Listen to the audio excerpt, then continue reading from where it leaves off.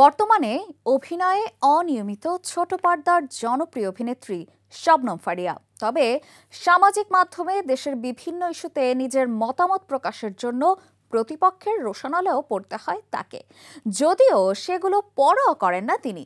আজ নিজের রাজনৈতিক অবস্থান পরিষ্কার করেছেন তিনি, সেই সঙ্গে জোর করে তাকে রাজনৈতিক কোনো বিষয়ের সঙ্গে জড়িয়ে ফেলার চেষ্টার প্রতিবাদও জানিয়েছেন এই অভিনেত্রী।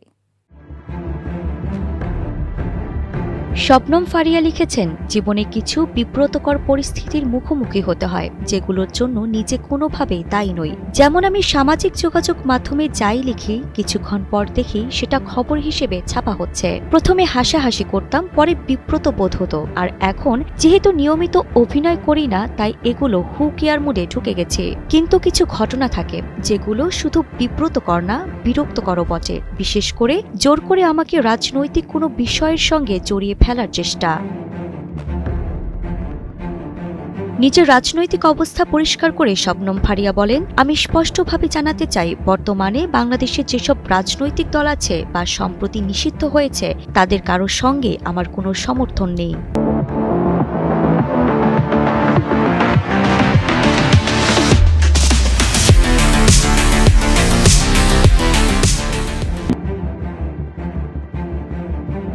আমার পেজ পাবলিক, সেখানে যেমন কালো মাগুর কমেন্ট করতে পারে, তেমনি নীল তিমি, কাউয়া কিংবা টিয়াও পারে। তাতে আমার রাজনৈতিক আদর্শ প্রতিফলিত হয় না। আমি কোনো রাজনৈতিক চরিত্র নই।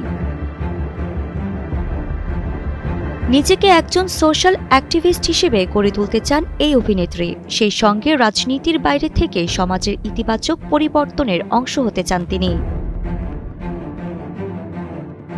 ব্যক্তিগত জীবনে খুব কঠিন ও সংকটপূর্ণ একটা সময় পার করার কথা জানিয়ে এই অভিনেত্রী বলেন, অপ্রয়োজনীয় আলোচনার কেন্দ্রবিন্দুতে আসার ইচ্ছা আমার কখনোই ছিল না। তা না হলে অভিনয়ের পাশাপাশি চাকরি না করে টিকটকে নাচতাম, জিম করতাম, আবার বাঁকা হয়ে দাঁড়িয়ে মিরর সেলফি দিতাম। এদেশে অ্যাটেনশনের জন্য খুব বেশি কষ্ট করতে হয় না, আমিও জানি, আপনারাও জানেন। সবশেষে কাউকে অহেতুক বিব্রতকর পরিস্থিতিতে ফেলার অভ্যাস ত্যাগ করার অনুরোধও জানান ফারিয়া।